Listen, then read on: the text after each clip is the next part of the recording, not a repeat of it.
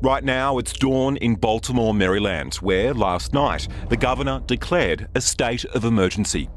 This reminds me of 1968 when the riots were taking place during the assassination of Dr. Martin Luther King. Protests turned to riots after the funeral of another young black man, dead at the hands of white police. Right now, we're seeing unprecedented type of violence throughout the city.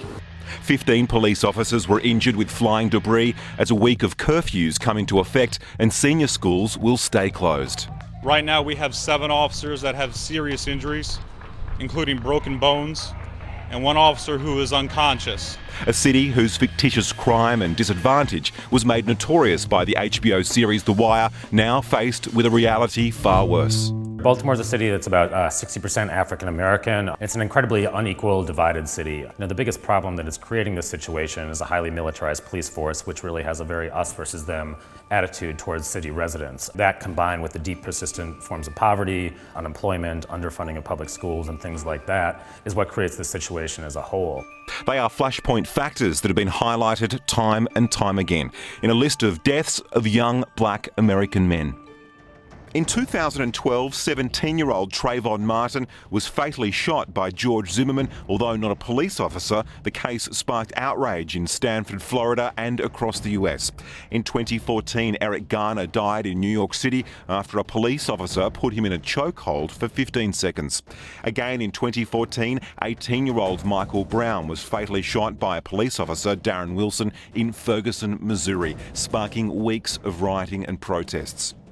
In 2015, Walter Scott was shot running away from police officer Michael Slager in North Charleston, South Carolina, which brings us to Baltimore 9 days ago.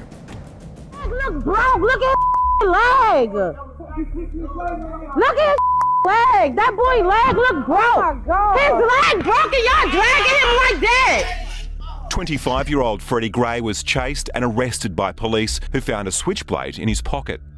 But in the next 45 minutes, he slipped into a coma from which he never recovered. And it looks like he was given what, in kind of local parlance, is known as a rough ride, of which a prisoner is basically thrown around the back of a van as their hands are handcuffed. Now, this isn't the first time one of these rough rides has happened in Baltimore. A man, in very similar circumstances, was given one of these and was paralyzed from the neck down. He won a massive judgment against the city of Baltimore. Today, his twin sister called for calm. Can y'all please stop the violence? Freddie Gray would not want this. But gangs, normally rivals, were teaming up according to police. The Black Guerrilla family, the Crips and the Bloods aimed to take out Baltimore City police officers together. But the role of TV coverage that focuses only on the drama needs to be closely examined. A lot of what's brought this to the attention recently has been the kind of prevalence of cell phone cameras and cell phone videos that has allowed the kind of visualization for people across the country of this. Meanwhile, leaders like Hillary Clinton are calling for answers, while The Wire's mastermind remains apolitical. His message to citizens: turn around, go home, please.